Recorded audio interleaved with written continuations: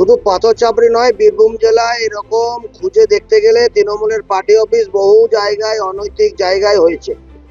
তো সাধারণ মানুষকে বলবো আইনটা নিজের হাতে তুলে নেবেন না।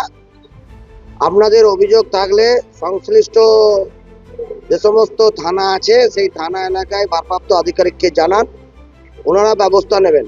আর আমরা এই ধরনের অনৈতিক জায়গায়, খাস জায়গায় বিভিন্ন ধরনের অনৈতিক ভবন, অনৈতিক বিল্ডিং তৃণমূল কংগ্রেসের পার্টি অফিস হয়েছে। আমরা সরকারের দৃষ্টি আকর্ষণ করেছি এবং ডিএম সাহেবেরও দৃষ্টি আকর্ষণ করেছি। এইগুলো সম্বন্ধে অবিলম্বে ব্যবস্থা গ্রহণ খুব তাড়াতাড়ি হবে। আমরা কেউ আইনটা নিজের হাতে তুলে নেব না। বিগত 2.5 বছর ধরে সাঁইথিয়া রেল ব্রিজ বন্ধ হয়ে পড়ে আছে। আমাদেরকে তখন জানানো হয়নি, ডাকাও হয়নি।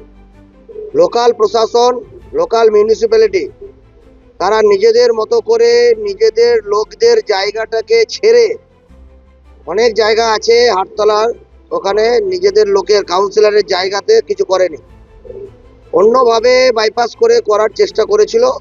সরকার পরিবর্তন হয়েছে, আমরা ব্যবসাদার যারা ওখানে ব্যবসায়ী আছেন ওনাদের কথা শুনেছি।